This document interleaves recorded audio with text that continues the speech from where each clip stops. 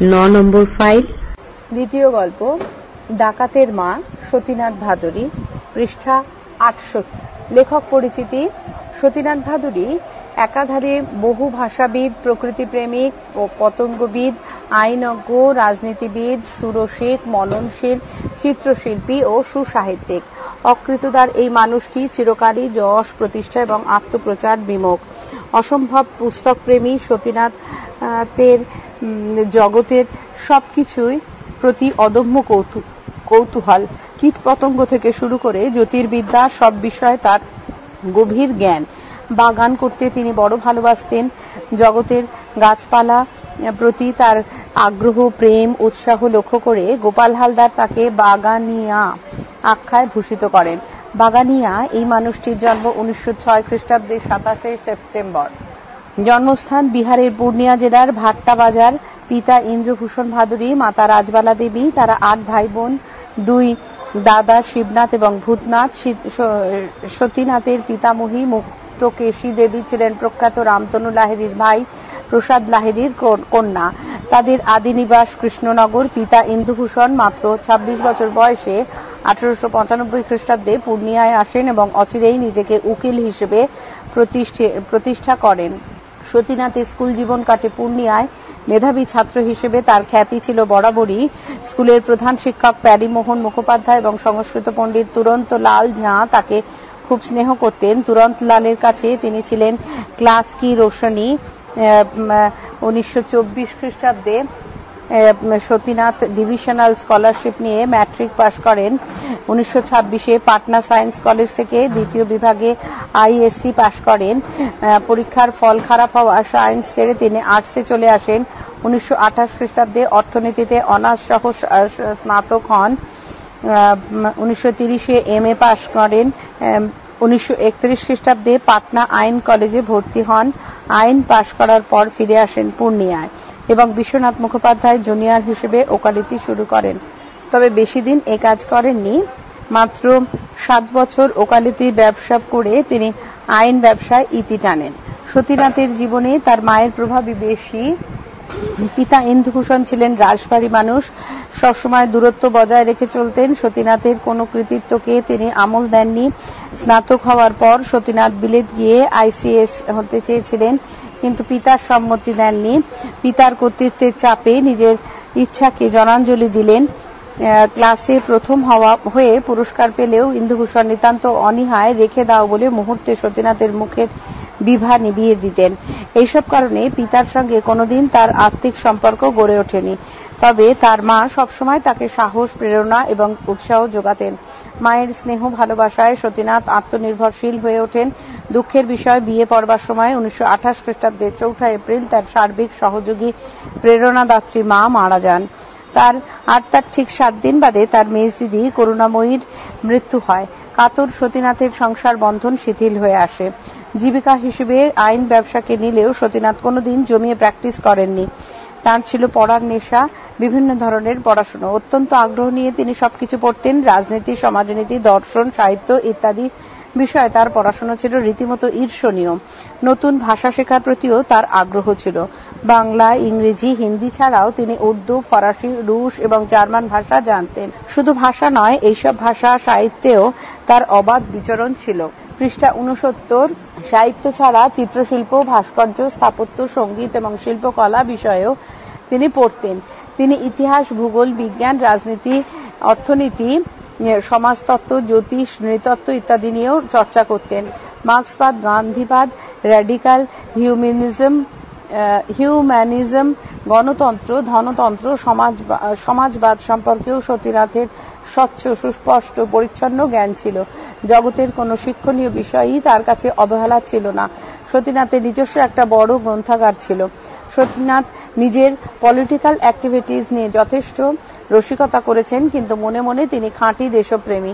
দেশ ও দশের সেবা করার ব্রত নিয়েই তিনি রাজনীতিতে আসেন। তার রাজনীতিতে আসার অনেকেই হতচকিত হন। তার মতো নিঃসঙ্গ, নিষ্পৃহ, উদাসীন কিভাবে কাজ করবে তা নিয়ে তাদের চিন্তার সীমা ছিল না।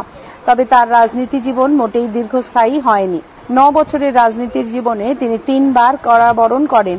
প্রথমবার হাজারীবাগ জেলে, দ্বিতীয় এবং তৃতীয়বার যথাক্রমে পূর্ণিয়া এবং ভাগলপুরে কারাবন্দী জীবন সতীনাথকে লেখক করে তোলে। জেলে থেকেও তিনি রীতিমতো পড়াশোনা করতেন। ভাগলপুর জেলে থাকাকালীন তিনি লিখে ফেলেন তার সর্বশ্রেষ্ঠ সাড়া জাগানো উপন্যাস জাগরী। 1945 খ্রিস্টাব্দে উপন্যাসটি প্রকাশিত হয়। 1950 রবীন্দ্র পুরস্কার পান। এটি বাংলা ভাষায় প্রথম রবীন্দ্র পুরস্কার প্রাপ্ত উপন্যাস। আর 1965-তে ইউনেস্কো দ্য ভিজেল নামে ইংরেজিতে অনুবাদ করে। এরপর থেকে অবিরাম সতীনাথের লেখা চলতে থাকে, তবে তার সাহিত্য জীবনও স্বল্পকালের। 1948 থেকে 1965 পর্যন্ত মাত্র 17 বছর। তার গল্প উপন্যাসের সংখ্যা বেশি নয়, কিন্তু বিষয় সম্পর্কে তার বিদগ্ধতা, তার গভীরতা পাঠকদের মুগ্ধ করে। আঙ্গিক নিয়ে সতীনাথের নিত্য নতুন পরীক্ষা তাকে বিরলতম শিল্পীর মর্যাদা দেয়। তার সম্পর্কে সৈয়দ মুজতাবা আলী বলেন, তিনি লেখকের লেখক। সতীনাথের লেখা উপন্যাসগুলি হল জাগরী 1945, ঢোড়াই চরিত মানুষ প্রথম চরণ 1949, দ্বিতীয় চরণ 1951, চিত্রগুপ্তের ফাইল 1949, সত্যি ভ্রমণ কাহিনী 1951, অচিন রাগিনী 1954, সংকট 1957, দিগ্ভ্রান্ত 1966। গল্প গ্রন্থগুলি হল গণনায়ক 1948, অপরিচিতা 1954, চকাচকি 1956, পত্রলেখার বাবা 1960, জলভ্রমী 1962, আলোক দৃষ্টি 1962 এবং মৃত্যুর পর প্রকাশিত সতীনাথ বিচিত্রা। গল্প রচনার মাধ্যমে সতীনাথ সাহিত্যের জগতে প্রবেশ করেন। তরুণ বয়সের লেখা তার প্রথম গল্প জামাইবাবু। গল্পটি 1932 খ্রিস্টাব্দে বিচিত্রায় অগ্রহণ সংখ্যায় প্রকাশিত হয়। সতীনাথ আড্ডাপ্রিয় মানুষ, তবে তা কেবলমাত্র পণ্ডিতি তত্ত্বালোচনার সীমাবদ্ধ ছিল না। গ্রামের অখ্যাত অবজ্ঞাত সাধারণ মানুষেরাও তার বন্ধু ছিল। কর্মকার, ছুতোর সহ সব শ্রেণীর শ্রমজীবী মানুষের সঙ্গে তিনি স্বচ্ছন্দে অবলীলায় নিয়মিত আড্ডা দিতেন। ঈশ্বরে তার বিশ্বাস ছিল না, তবে স্বভাব কৌতূহলে জ্যোতিষ চর্চা করেছিলেন। গাছপালা, পশু পাখি, কীট পতঙ্গ নিয়েও তার অনুরাগের সীমা ছিল না। গোলাপ ফুল এবং নানা অর্কিড তার খুব প্রিয় ছিল। নিজের হাতে নিজের কাজ করা তার পছন্দের ছিল। স্বনির্ভর এবং স্বাবলম্বন ছিল তার মজ্জাগত। তিনি ভালো রান্না করতে পারতেন। নিজের হাতে নারকেল নাড়ু, নারকেল চিংড়ি, গোকুল পিঠে, দই বড়া করে তিনি বন্ধুদের খাওয়াতেন। একবার ভাগলপুরে সেন্ট্রাল জেলে মোতাঞ্জন এক ধরনের বিরিয়ানি রেঁধে খাইয়ে সবাইকে অবাক করে দিয়েছিলেন। ঘরের বাইরে সব ধরনের কাজে সতীনাথ ছিলেন অনন্য, অসাধারণ। সেদিক থেকে সতীনাথ ছিলেন এক স্বয়ংসম্পূর্ণ মানুষ। 1949 খ্রিস্টাব্দে সতীনাথ বিদেশে ভ্রমণে যান। লন্ডন, প্যারিস, জার্মানি, অস্ট্রিয়া হয়ে 2 জুন তিনি স্বদেশের উদ্দেশ্যে রওনা দেন। সতীনাথ নিজের চোখে হিটলার এবং মোজার্টের বাড়ি দেখেছেন। তার বহুদিনের ইচ্ছা রাশিয়া ভ্রমণ করবেন, কিন্তু তার সেই ইচ্ছা পূরণ হয়নি। 1951 খ্রিস্টাব্দ থেকে সতীনাথ সম্পূর্ণ নিজস্ব ঘেরাটোপে নিজেকে বন্দী করে নেন। রাজনীতির জগৎ থেকে বিচ্ছিন্ন করে নিজেকে সাহিত্য চর্চায় নিমগ্ন করে নেন। 1955 খ্রিস্টাব্দে একবার মাত্র সতীনাথ তার ঘেরাটোপ থেকে বেরিয়ে আসেন, বৃন্দাবন যান। উদ্দেশ্য দিগ্ভ্রান্ত উপন্যাসের রসদ সংগ্রহ। লেখার প্রয়োজনে তিনি বৈষ্ণব সম্প্রদায়ের জীবনধারা নিজের চোখে দেখে বুঝে নিতে চেয়েছিলেন, নিয়েও ছিলেন। উপন্যাসটি লিখেও ছিলেন, কিন্তু গ্রন্থটি প্রকাশ দেখে যেতে পারেননি। দিগ্ভ্রান্ত উপন্যাসের রসদ সংগ্রহের সময় তার মিডিয়াস্টাই পালমোনারি ধমনীতে অ্যানিউরিজম ধরা পড়ে। দীর্ঘ 10 বছর পর 1965 খ্রিস্টাব্দে 30 মার্চ সকালবেলায় তার অ্যানিউরিজম ক্লিষ্টস্ফীত ধমনী ফেটে যায়, তাতেই তার মৃত্যু হয়। ভুল হলো, সতীনাথের মতো মৃত্যু অতিক্রমী মানুষের মৃত্যু হয় না, তাদের জীবনাবসান হয়। পৃষ্ঠা 70, বিষয় সংক্ষেপ। সৌখী ডাকাত বাবাও। পুরুষানুক্রমে ডাকাতি করা তাদের পেশা। বাবা বেঁচে নেই। বাবা বেঁচে থাকতে তার মায়ের পরিচয় ছিল ডাকাতের বউ, এখন সে ডাকাতের মা। ডাকাতের মায়ের ঘুম গাঢ় হতে নেই, কারণ তাদের আসার কিছু সংকেত চালু আছে। যেমন টকটক করে থেমে দরজায় 3 বার টোকা পড়লে বুঝতে হবে দলের লোক এসেছে, আরো একবার বেশি পড়লে বুঝতে হবে সৌখী নিজে এসেছে। তাছাড়া তাড়াতাড়ি দরজা খোলারও নিয়ম নেই। গুনে গুনে 10 বার নিঃশ্বাস ফেলে তারপর দরজা খুলতে হবে। সৌখী 5 বছর ধরে জেলে। দলের লোকের মাসোহারা দেওয়ার কথা। প্রথম 2 বছর ঠিক মতো দিলেও শেষের 3 বছর দিচ্ছে না। অবশ্য সৌখীর বাবার আমলে এমন হতো না। দলের লোকেরা বিশ্বাসী ছিল, এখন তা নেই। ন্যায় অন্যায় ইতি কর্তব্যের পাঠ নেই বললেই চলে। এমনকি সৌখীর আগে জেল খাটার সময়ও এমন হয়নি।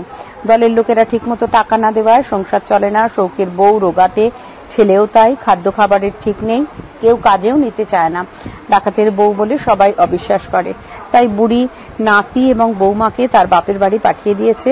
সে নিজে বাড়ি বাড়ি খই মুড়ি বেচে কোনো রকমে নিজের পেট চালায়।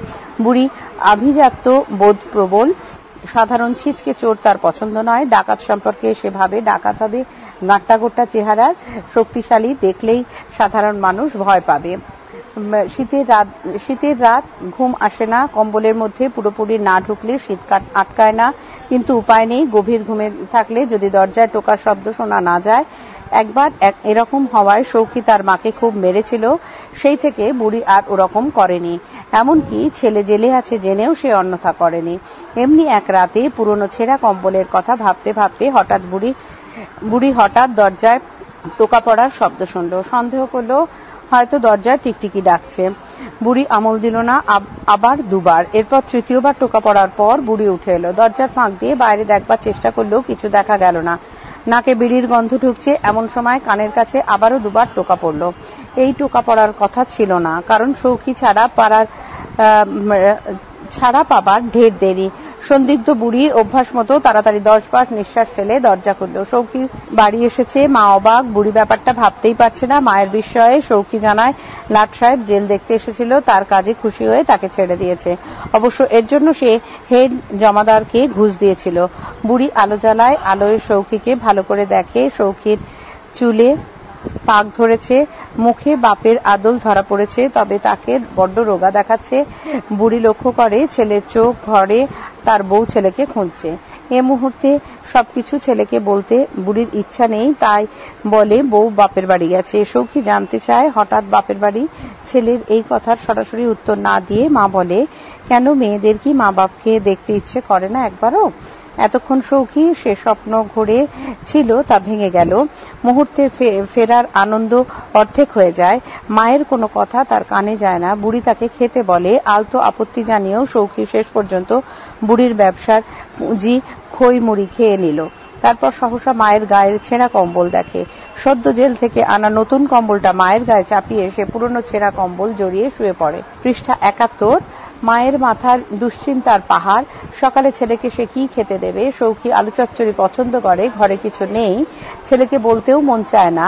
বুড়ি ভেবে কুলকিনারা পায় না। তারপর রাত 2টো নাগাদ বুড়ি চুরি করতে বেরোয়। গ্রামের মাতাদিন পেশকারের বাড়ির বারান্দায় নিচে রাখা লোটা চুরি করে সে বাজারের বাসনওয়ালার কাছে বিক্রি করে।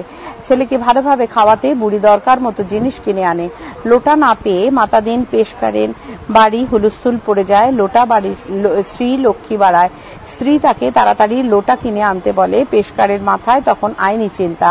সে থানায় ছুটে। সেখান থেকে ফেরবার পথে সে বাজারে বাসনওয়ালার দোকানে যায়। নতুন কোনো লোটা তার পছন্দ হয় না। শেষে দোকানের হাল ছেড়ে দিয়ে নিতান্ত অনিচ্ছায় সস্তায় দেবে বলে একটা পুরনো লোটা বের করে। দেখেই পেশকারের চক্ষু চরক গাছ। চোখে চশমা চাপিয়ে পেশকার সাহেব অবাক। এ তো তারই লোটা। নিজের হাতে সে কুড়োর নিচে তারা চিহ্ন এঁকেছিল। ব্যাপার গুরুতর হয়। দোকানি জানায় সৌখীর মায়ের কাছ থেকে সে সকালেই এই লোটা কিনেছে। পেশকার সাহেব দারোগা এবং তার দলবল নিয়ে সৌখীর বাড়ি হাজির হয়। সঙ্গে দোকানিও আসে। দারোগা পুলিশ দেখে বুড়ির বুক কেঁপে ওঠে। ইতিপূর্বে বহুবার পুলিশ এলেও কোনোদিন সে এত ভয় পায়নি, কিন্তু এবার অন্য ব্যাপার। দারোগা বুড়িকে চার্জ করে। বুড়ি চুপ। সৌখীও ঘুম থেকে ওঠে। মুহূর্তে ব্যাপারটা বুঝে নেয়। তাকে আদর যত্ন করে খাওয়াতেই যে মা এ কাজ করেছে তা সৌখী বোঝে, কিন্তু মাকে সে জেলে পাঠাতে পারে না। মা তার ডাকাতির আভিজাত্যে আঘাত করেছে। সৌখী জেলখানাতেই এই ধরনের ছিচকে কদুচোরদের সঙ্গে কথা বলে না। সেখানে তার সম্পর্ক লাইফারদের সঙ্গে। কিন্তু বাধ্য হয়ে মাকে শাস্তি থেকে বাঁচাতে সৌখী বলে, দারোগা সাহেব, মেয়ে মানুষকে নিয়ে টানাটানি করছেন কেন? আমি ঘটি চুরি করেছি কাল রাতে। বিজ্ঞ দারোগা বাবু সব বুঝে নিলেন। সৌখীর মা ভেঙে পড়ল। দারোগাকে জানালো সৌখী করেনি, সে করেছে, ওকে ছেড়ে দিন। এখনো যে বউ ছেলের সঙ্গে দেখা হয়নি ওর। দারোগা বাবু বুড়ি এবং বাসনওয়ালার কারো কথা শুনলেন না, তাদের নিয়েও ভাবেন না। ভাবেনও না তিনি জানেন আসল অপরাধীকে পাওয়া গেছে। দারোগা বাবু সৌখীকে নিয়ে চললেন। যাওয়ার আগে সৌখী নিজের কোমর থেকে বটুয়া বের করে খাটিয়ার ওপর রেখে যায়। বুড়ি তখনও মেঝেতে পড়ে ডুকরে ডুকরে কাঁদছে, ওদিকে উনুনে আলুর তরকারি পুড়ে সারা পাড়ায় গন্ধ ছড়াচ্ছে। ভাববস্তু, মনের গতি বিচিত্র। সময় বদলের সঙ্গে সঙ্গে ব্যক্তি মানুষের পরিচয়েরও বদল হয়, কিন্তু মায়ের মন অপরিবর্তনীয়। সন্তানের জন্য তার যে বাৎসল্য প্রেম তা কোনো অবস্থাতেই কম হয় না। সৌখীর মায়ের আগের পরিচয় ডাকাতের বউ হিসেবে খ্যাতি হলেও শেষে সে ডাকাতের মা হিসেবেই পরিচিতি পায়। এ কারণে মাতৃত্ববোধের খাতিরেই সে জেল ফেরত ডাকাত সন্তানের জন্য তার পছন্দের খাবার আলু চচ্চড়ি বানাবার জন্য চুরি করে।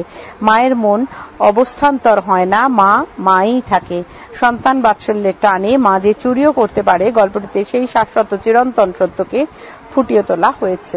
উৎস: ডাকাতের মা ছোট গল্পটি সতীনাথ ভাদুরীর লেখা চকাচকি গল্পগ্রন্থ থেকে নেওয়া হয়েছে। 1956 খ্রিস্টাব্দে গ্রন্থটি প্রকাশিত হয়। এটি ছিল তার চতুর্থ ছোট গল্পের সংকলন।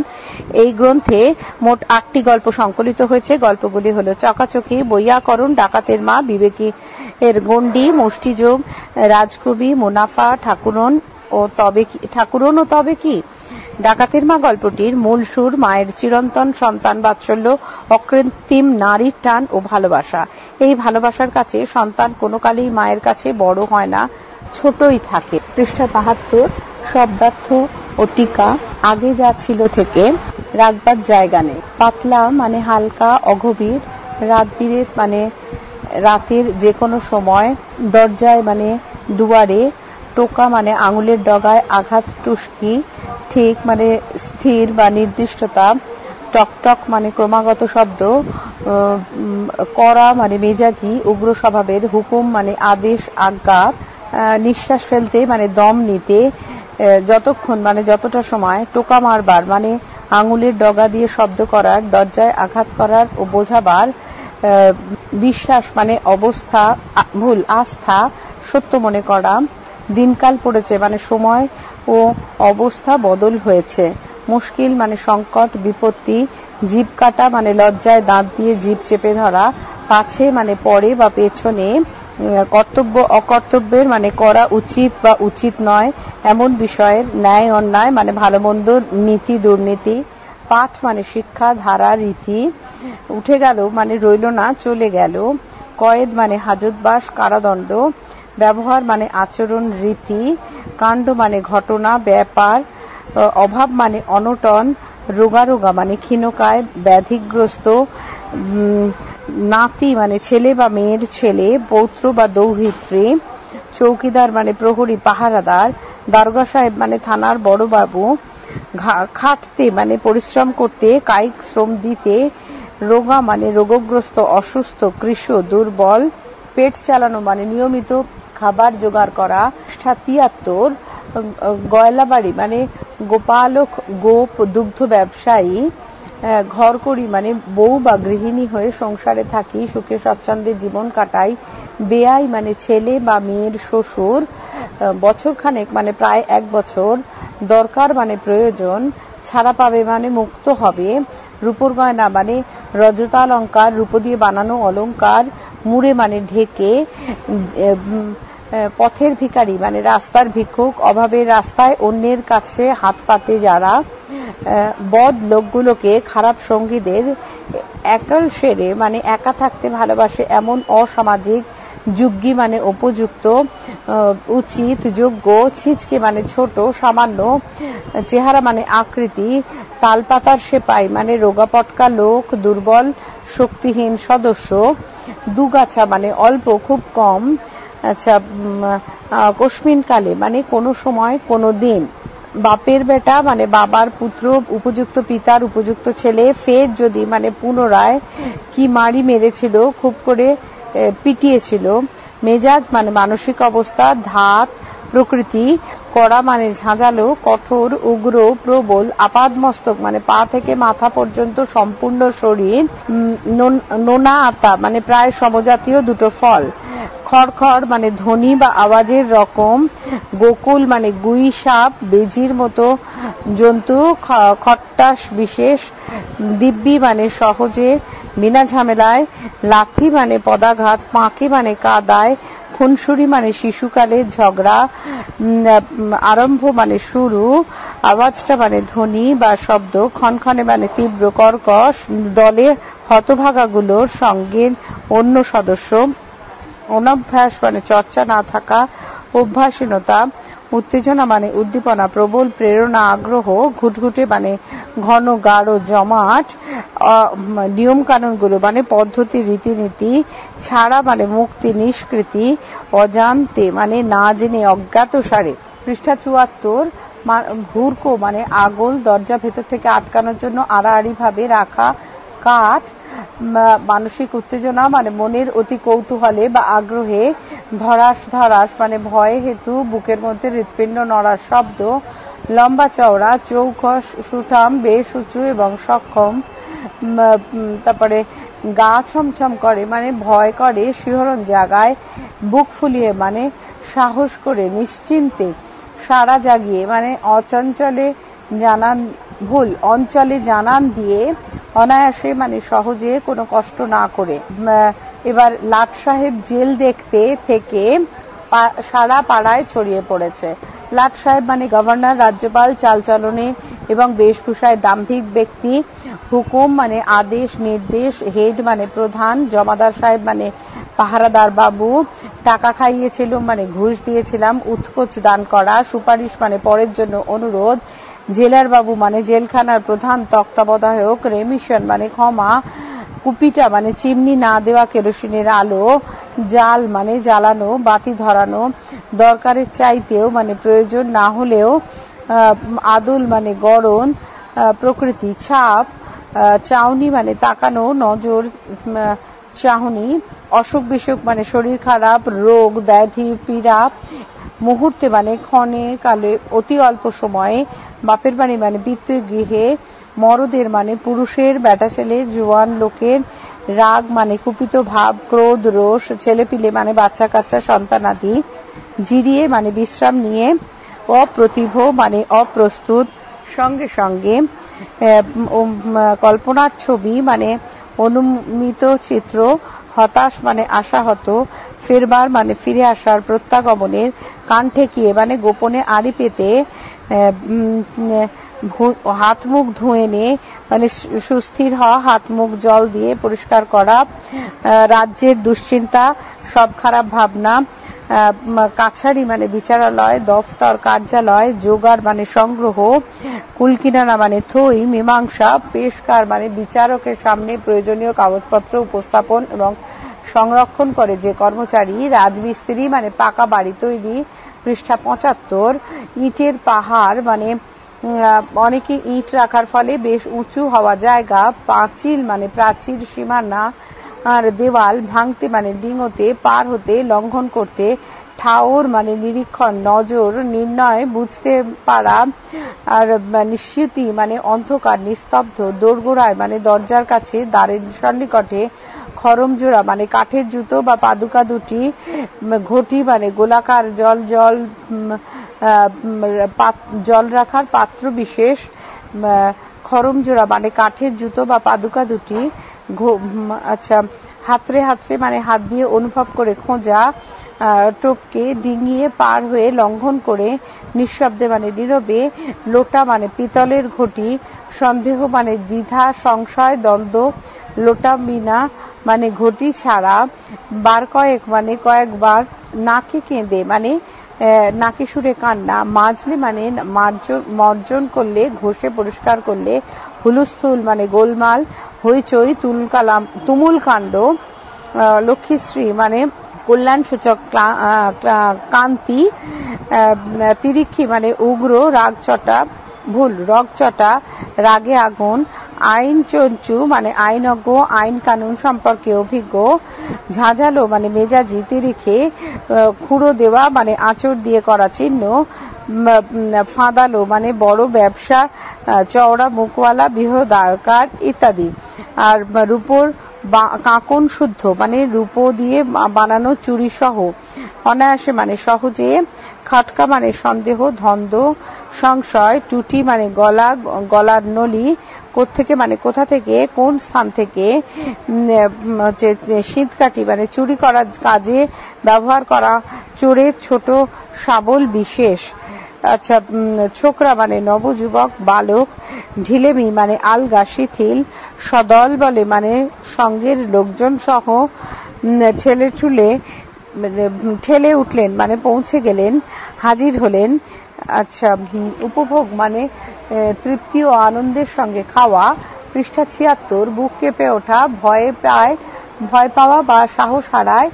হকের পেশা মানে ন্যায্য জীবিকা, বন্দুকের খোঁজে মানে আগ্নেয়াস্ত্র সন্ধানে, অস্ত্রের তল্লাশিতে। দূরদৃষ্টি মানে কপাল ফের, ভাগ্য বিরূপতা। ছিঁচকে মানে সাধারণ, ছোটখাটো, তুচ্ছ, মূল্যহীন। অস্বীকার মানে না মানা, স্বীকার না করা।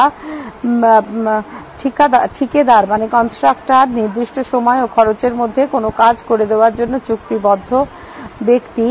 আক্কেল মানে বোধ, জ্ঞান, উপলব্ধি, চেতনা। দৈন্যদশা দিন অবস্থা বা দুরাবস্থা।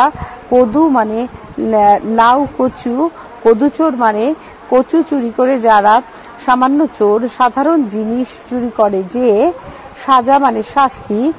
লাইফার মানে সমমর্যাদা সম্পন্ন মানুষ, একই শ্রেণীর। বিজ্ঞ মানে জ্ঞানী। অনুচরদের মানে সঙ্গের লোকজনদের, দলবলের। নির্বাক মানে বাকহীন, কথা বলছে না বা নিশ্চুপ। বিজয়ী মানে জয়কারী, জয়ী। মাথা কুটছে মানে অসহ্য দুঃখ কষ্টে কাতর মিনতি করছে, স্বনির্বন্ধ অনুরোধ জানাচ্ছে। ডুকরে ডুকরে মানে ফুপিয়ে ডাক ছেড়ে। পরবর্তী অংশ পরবর্তী ফাইলে।